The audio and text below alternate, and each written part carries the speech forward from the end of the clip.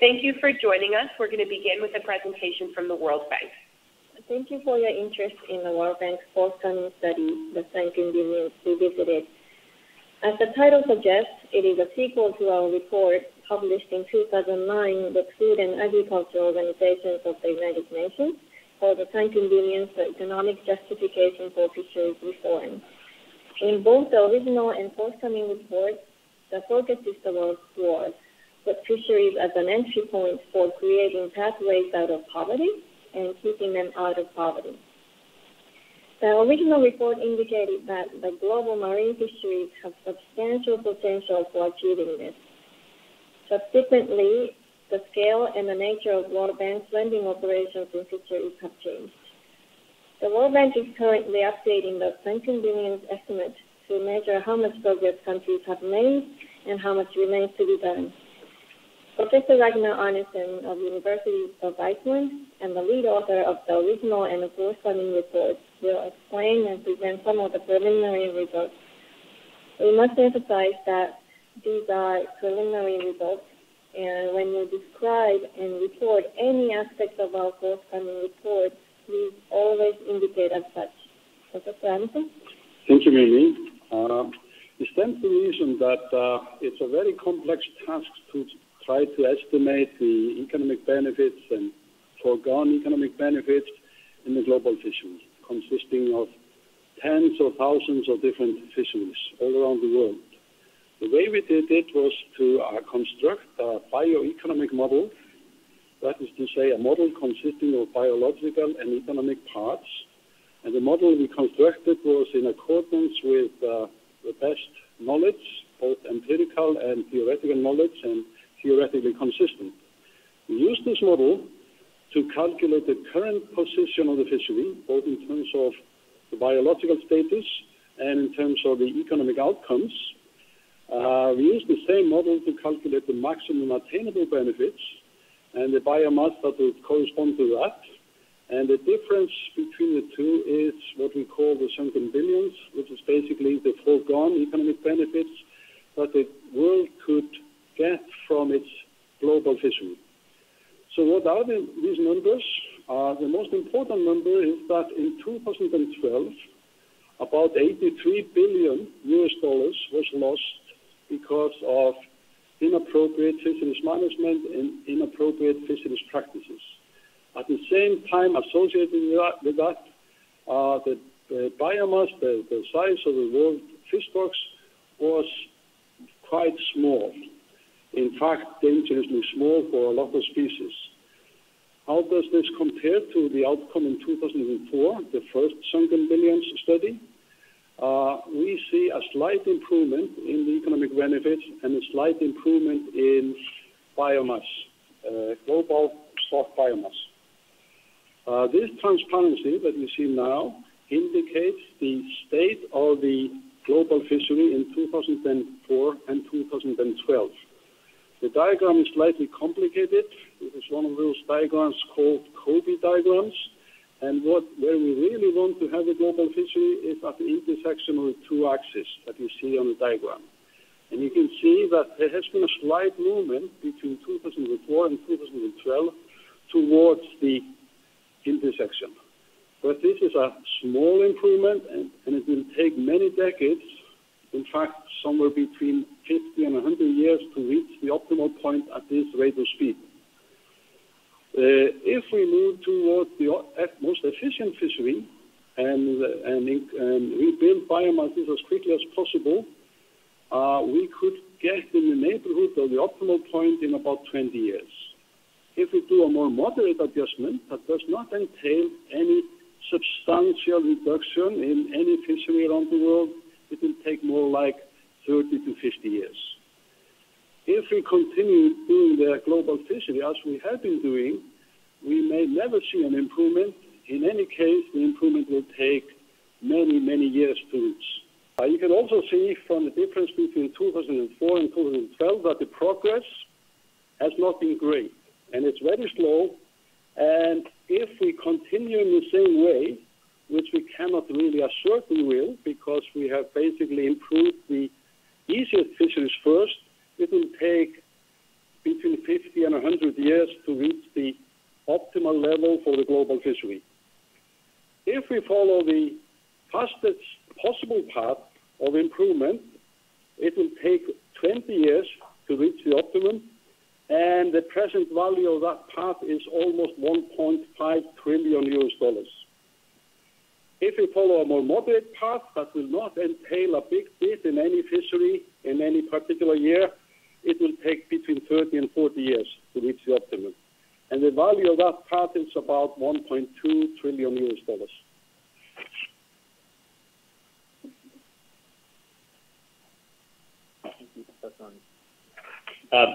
My name is Matthew Elliott from CEA, and I have the pleasure of briefly introducing the Ocean Prosperity Roadmap. This forthcoming research collection being unveiled at the summit complements the great work of Professor Arneson in the World Bank. One of the hallmarks of the blue economy is how little we actually know about it. And this set of work is intended to help address some of the biggest gaps that we see. It involved the loose collaboration of independent experts and institutions, including the Economist Intelligence Unit, University of California at Santa Barbara, Environmental Defense Fund, University of Washington, the Gordon and Betty Moore Foundation, and the David and Lucille Packard Foundation. So you will hear the results of this collection momentarily, but in my mind, they represent a real advance in our understanding of the economic and biological potential of the oceans and what sorts of steps need to be done to unlock that potential.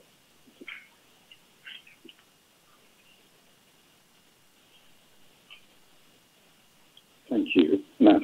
My name is Charles Goddard. I'm working with the Economist Intelligence Unit, and we've, as part of this Ocean Prosperity Roadmap, we've been doing a couple of pieces of research, one of which we'll be releasing later, two white papers around the state of the blue economy and investing in the blue economy.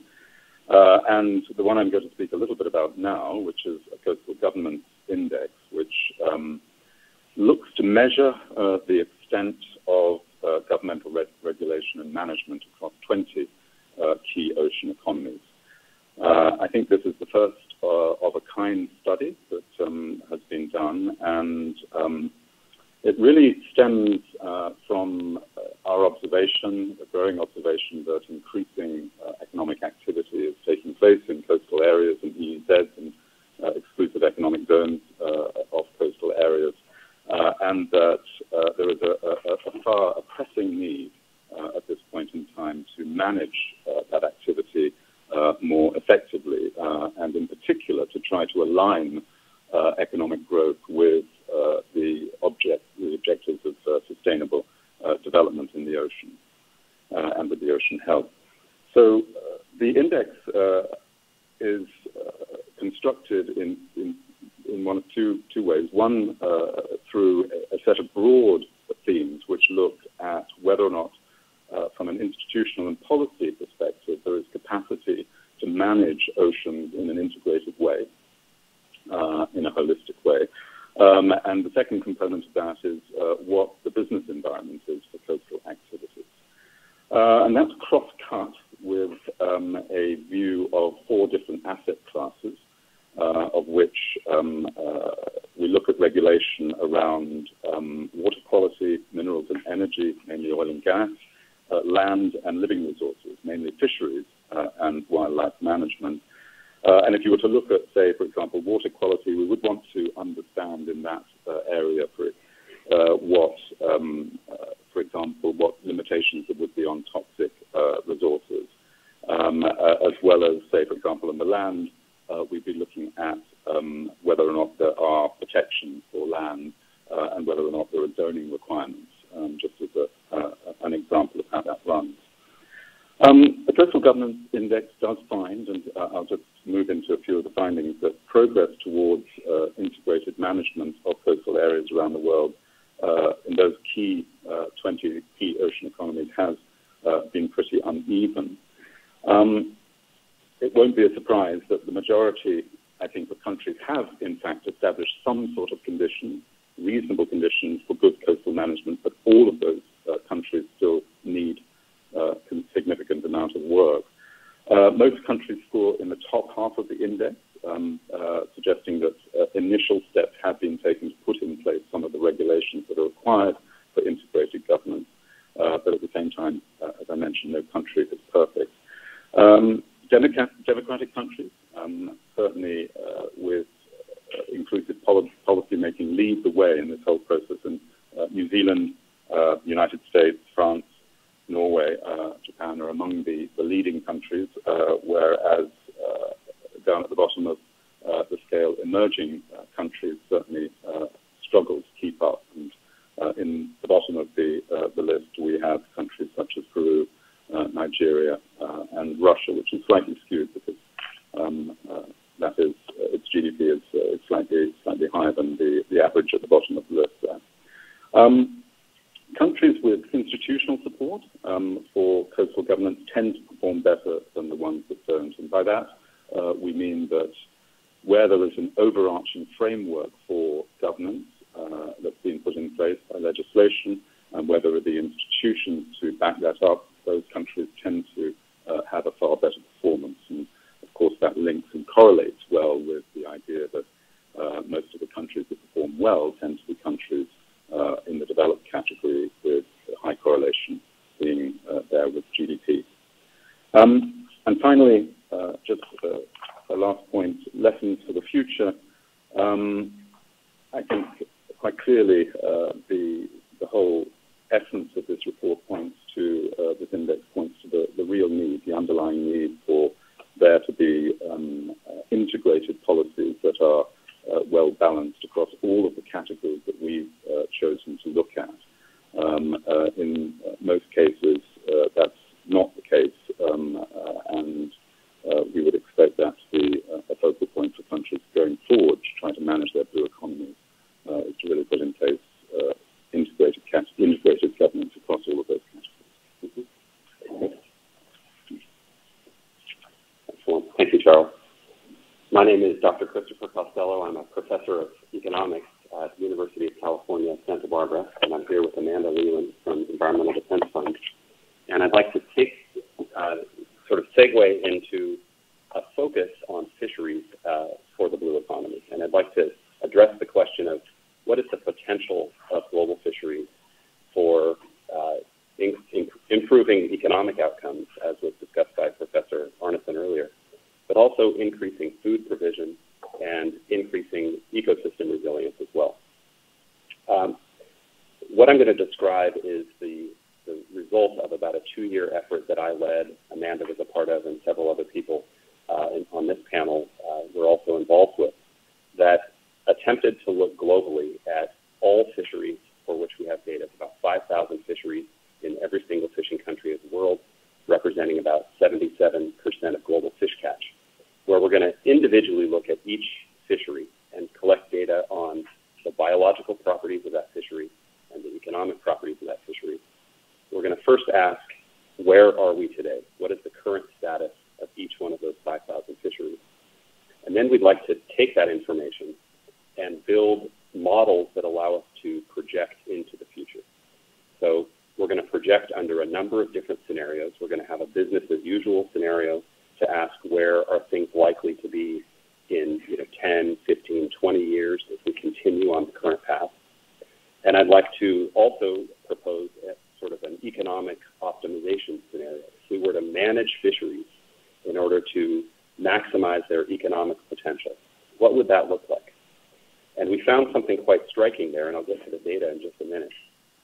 But we found that conservation is really, it's sort of a means to an end. It's not just an end or a goal in and of itself. A way to make the most money fishing is actually to recover fish stocks, and this is quite consistent with what you heard from the World Bank earlier. So let me get to some of the data. What you see here is a slide that just gives the summary results, and these results are relative to what we're getting today. So if you think of optimizing each fishery in the world and sort of maximizing the benefits that could be achieved from that fishery, using real data from those fisheries and real case studies from around the world of fisheries that have actually undergone these kinds of reforms, we find that really there's no trade-off. And this was a little bit shocking, and we think is a new finding. So the idea here is that you might think, well, gosh, if you're just maximizing the fishery for economic profit, you might have to give something up on the conservation dimension, or you might have to give up some food. You might, catch fewer fish. And it's just not the case. We find we, in fact, get a triple bottom line, and this is, again, relative to what we're getting today. So these preliminary results suggest a 14% increase in food, which on a base of, 80 or 90 million metric tons is a lot of fish. Increases in profit to fishermen, and this will improve livelihoods of fishermen around the world, and increases in fish abundance. So when you stick your head underwater under this new scenario, there are going to be 36% more fish than there are today. A natural question is how long it will take to achieve these benefits. And, of course, each fishery is different. Some slow-growing fisheries may take 20, 30, 40 years to achieve the full potential, although the gains can accrue over that time. Some other fisheries can turn around very, very rapidly. We found that on average it takes about 9 years for a fishery to recover, not necessarily to meet its full maximum potential. That will improve over time, but to recover takes about 9 years. And this trajectory that you see in front of you, the white line, shows the actual data from real global fisheries over time, and then the two lines that diverge depict the lower line shows the business as usual scenario, and that's, again, a compilation of data and models from each of those 5,000 fisheries. And the yellow line above it shows the potential if all fisheries were reformed today. It's a thought experiment, but it gives a sense of the potential upside. And what we found very striking here is that, if you wouldn't mind going back one slide, that when you compare the white line to the yellow line, that's the today versus what you could get. But really, the right comparison is what are you going to get in the future if you don't do anything or if you take action. And that's the orange line compared to the yellow line. And those results are summarized here on the next slide, which shows even bigger improvements than I mentioned before. So 23% increase in food, a very large increase in profit of about a tripling or more, and more than a doubling of fish in the sea, so more than 100% increase of fish in the sea, which at least for the fish that we actually go and harvest in these commercial fisheries. So these results are quite striking. We find that they accrue differently to different countries of the world, and my colleague Amanda Leland will provide some examples of that. But as far as we know, these are the first results that really demonstrate this triple bottom line and can be further disaggregated to look at the benefits regionally or in different countries. Thank you, Chris. So maybe this all sounds a little too good to be true to you, but I'm here to say that there's experience from all around the world that shows the powerful regenerative force of the oceans. Countries including Australia, Chile, Denmark, Namibia, Norway. These are places that are reversing overfishing, reviving coastal communities, and bringing the oceans back to life. A key to recovery is providing fishermen with secure, long-term rights to the resource in exchange for requirements to adhere to strict limits on catch. And this unlocks an important stewardship incentive for fishermen. They benefit financially as fish populations rebound. So, for example, take the U.S., where we've had decades of overfishing, decades of decline.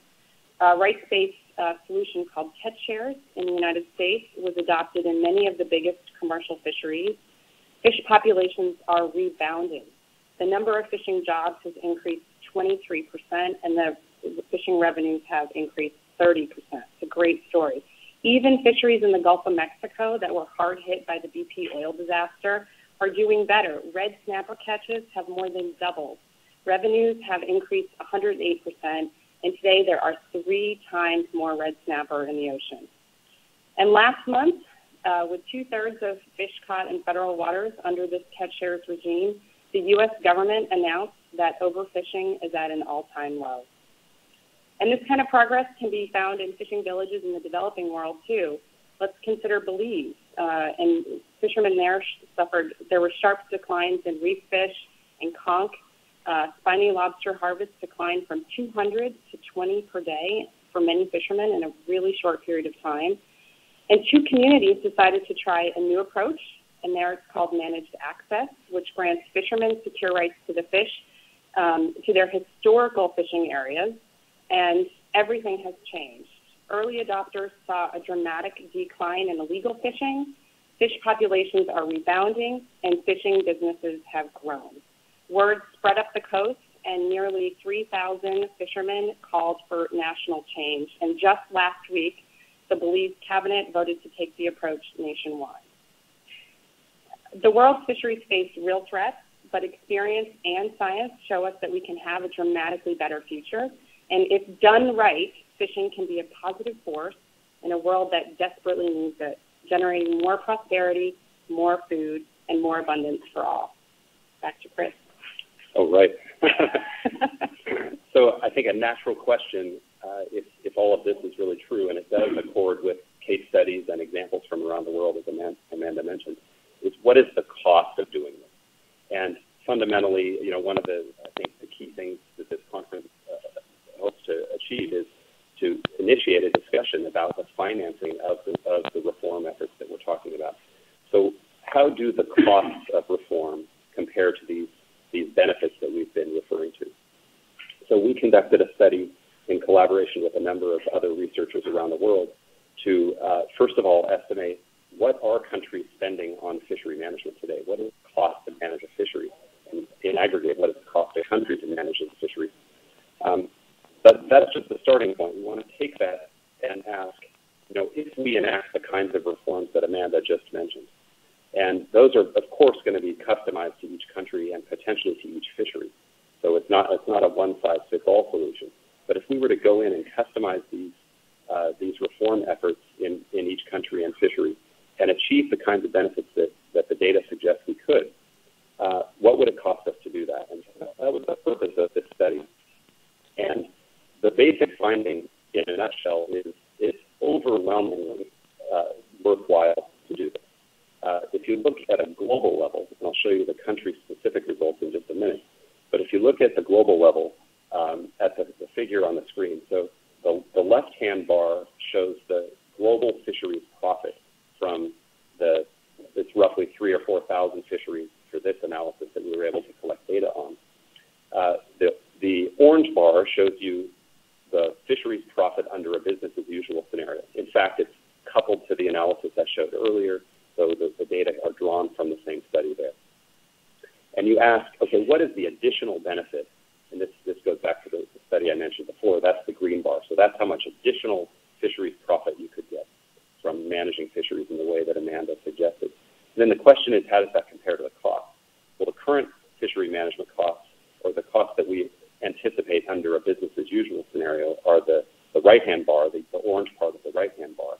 And it's true, those will increase under the reforms that we're discussing. So it's not the case that, at least in most countries, we expect those costs to go up to some extent. But that increase just doesn't even come close to matching the increase in additional profits. So if you compare the green part of the left-hand bar with the green part of the right-hand bar, that would give you sort of a benefit-cost ratio, and it exceeds 10 to 1, even at a global scale, even when you aggregate up to all countries in the world. We've discussed the idea that fishery management reforms bring at least three kinds of benefits. More fish in the sea, so that gives a great conservation benefit and makes ecosystems more resilient. More food and more profit. But even if we just focus in on profit, these data suggest that the costs of fishery management are well worth it in order to achieve those benefits. Those gains, as I said, will be achieved in very different ways in different countries. So, for example, individual transferable quotas might be appropriate for some kinds of large-scale fisheries in the world. Territorial user rights in many parts of the developing world may be an appropriate management intervention. Fisheries cooperatives, where communities or fisheries co-ops get exclusive access. There are lots of ways to think about these kinds of reforms. And when you look around the world at the successes, they all draw on these various tools to achieve those benefits. So the point is not to say that one approach is the best, but to say that each fishery has its idiosyncrasies and will need to be matched with with the most appropriate management reform in order to achieve these benefits. The other important finding I want to emphasize is that this isn't just an aggregate global result. So we actually went and collected data at an individual country level on fishery management and the increase in fishery management costs that we expect from these kinds of reforms. And what we found is that every single one of the fishing countries of the world that we examined, which is the top 25 or 30 countries in the world, every single one of them has a benefit-cost ratio that is greater than 1. That is, the benefits exceed the costs of these kinds of reforms. And they vary. I mean, some are 30 to 1, some are 2 to 1, but even a 2 to 1 benefit-cost ratio is a slam dunk, even if you don't consider the ecosystem or the food provision benefits. I'd like to pass it on to Ray Hilborn. Thanks very much, Chris. I'm Ray Hilborn. I'm a professor at the School of Aquatic and Fisheries Sciences at the University of Washington. And our end of the study was to compare how fisheries are actually managed across countries and across stocks. We conducted a survey of the 20 countries the Economist was looking at, as well as some additional countries. And for the first time, we actually looked at how fisheries are managed, what tools are used, and we did this not only country by country, but within each country, we looked at a range of both their small and their large fisheries.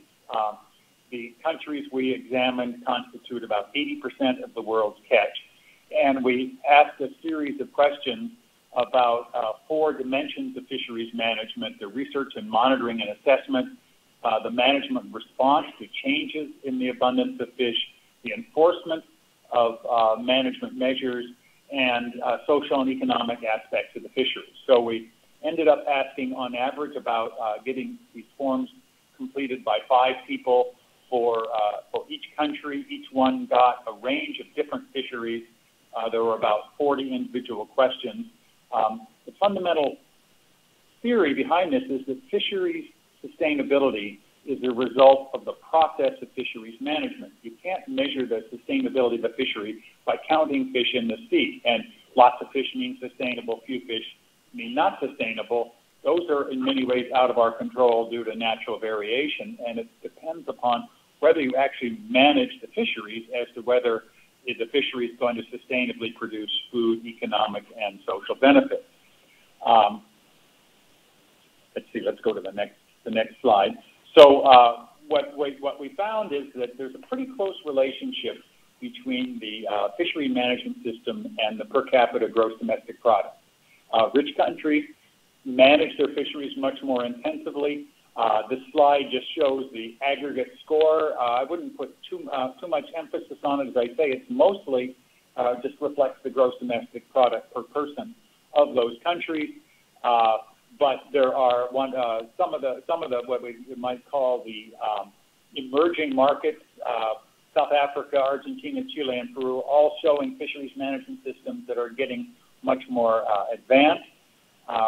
Would like to emphasize that there is no, as Chris said, no one size fits all, but the way you may manage your fisheries in a very industrialized small fishery may be very different from a community-based fisheries, but they still have the same elements. You have to have a system that knows what's going on and responds to those changes. If we look at by different dimensions, research, management, enforcement, and socioeconomics, we see some interesting differences. So, for instance, India has quite a sophisticated research system, but it doesn't really have a very effective management system. That the data and science that is done doesn't actually affect the way fisheries are managed, there are across the dimensions there are significant differences. Next slide, please.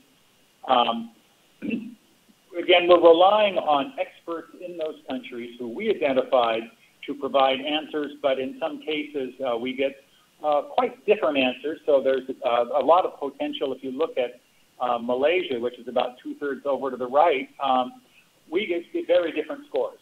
We haven't had a chance yet to analyze the data for each person who responded. We classify them as to their role in what they do, and whether they're, say, from an NGO or a fishing industry or government science, and some of the variability may be to the collection of people who responded. And final slide,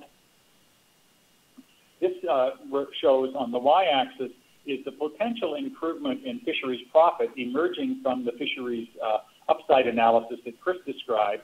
And what you see is there's a pretty strong relationship between the intensity of fisheries management and the potential for upside. That the countries that manage their fisheries intensively really are pretty well there. They're not going to get a lot of benefit, but the countries that don't manage their fisheries intensively have a lot of room to improve the profitability of fisheries, and that is usually associated with an increase in the conservation value, the abundance of fish, and also with increases in yield.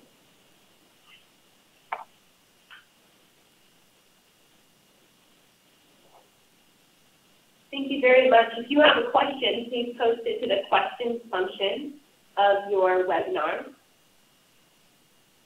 The first question is for Matt and Chris and Charles, and if each of you can just take a moment and talk about why this matters and what's so new about the results as a collection. Matt, maybe we'll start with you. Sure.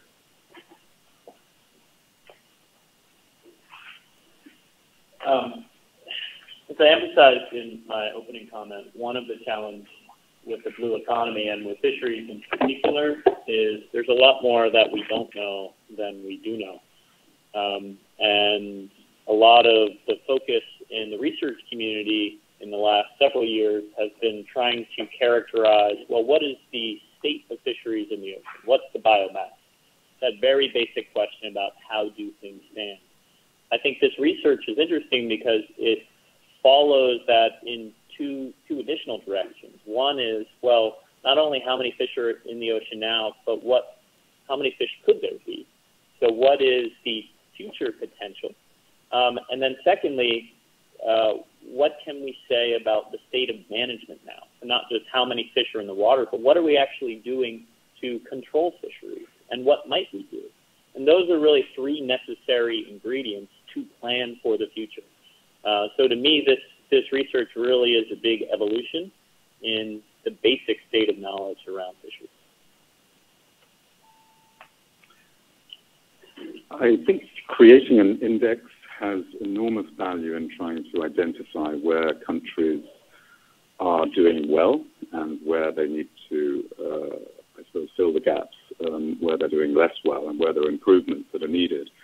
And I think this kind of planning around the blue economy, around the nascent blue economy, the idea that we're going to be using our spaces, our ocean spaces increasingly, and that there's going to be a complex set of competitive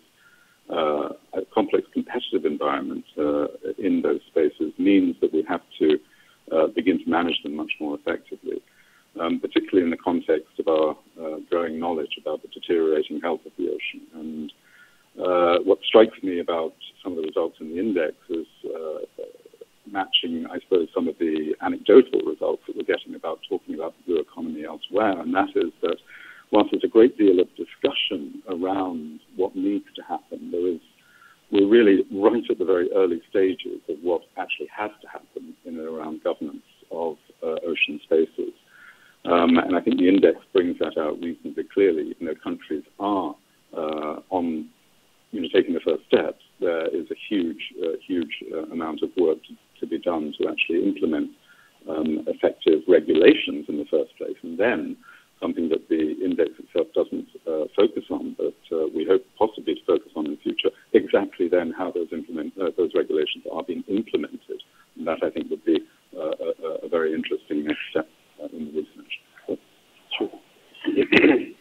I guess I would just add to that, Charles, that I think, I bet if you go and open the newspaper that's sitting on your kitchen table right now, you're going to find a story of doom and gloom in global fisheries.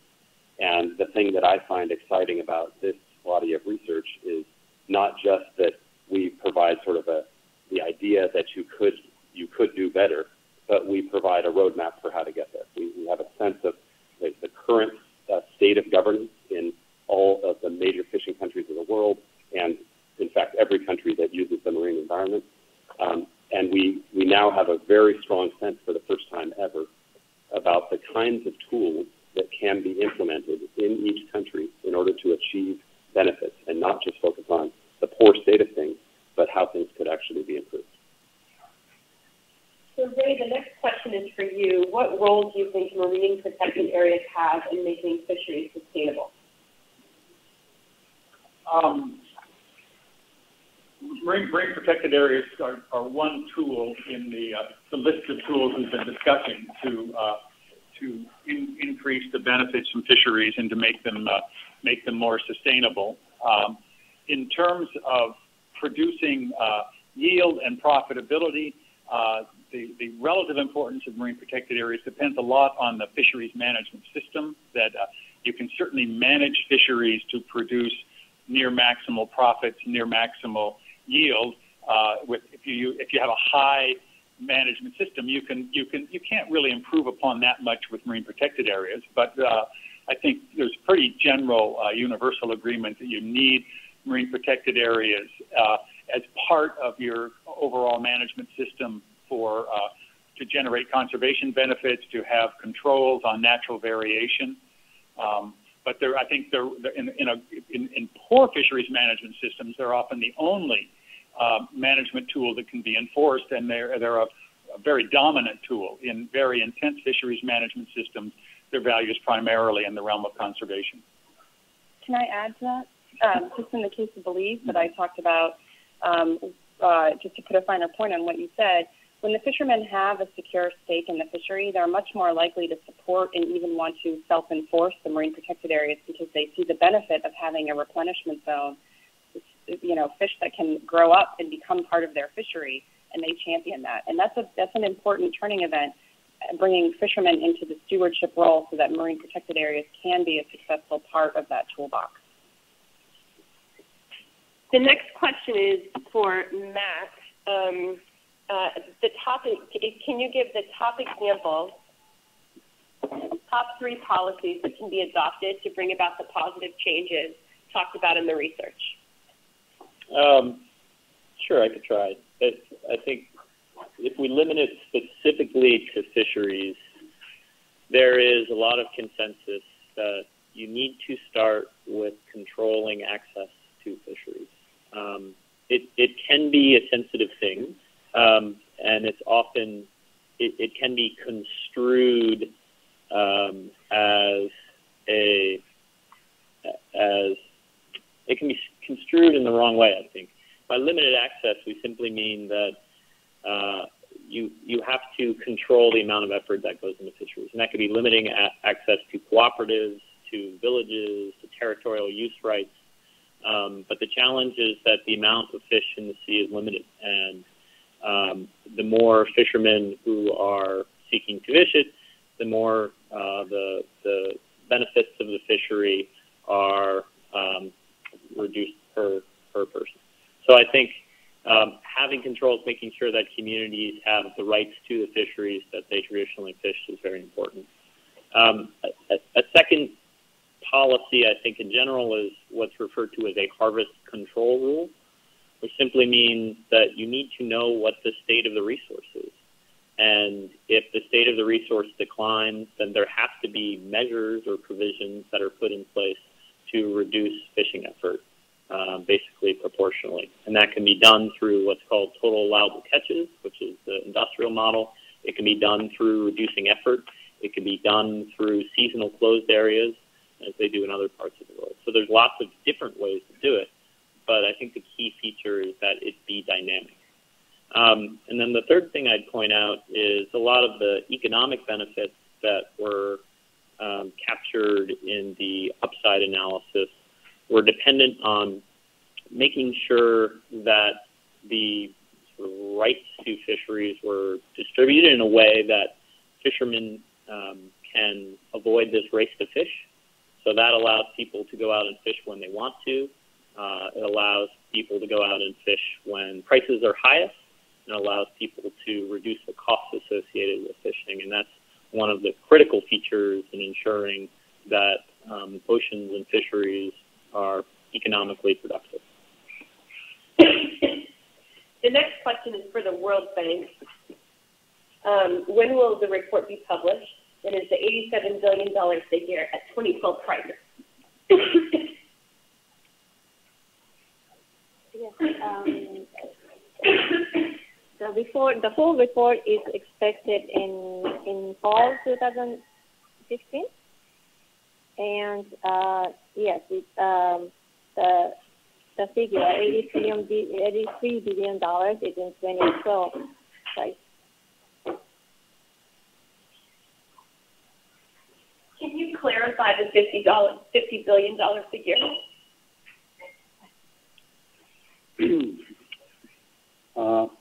The $50 billion figure for 2004 applies to 2004. When that is updated, according to improved methodology of assessment, and move forward to 2012 prices, that figure turns out to be $87 billion per year. But again, I must warn the audience that there is a fairly wide band of uncertainty around these figures. So the true figure could be anywhere from, let's say, $50 billion per year up to $100 billion per year. But in any case, it's a huge amount of funds that are being wasted through inefficient fisheries management and fisheries practices. That brings us to the end of the webinar. If you have any questions, please go to the Ocean Prosperity Roadmap website or email Tala Schmiel, whose information you should have from previous materials. Thank you so much for joining.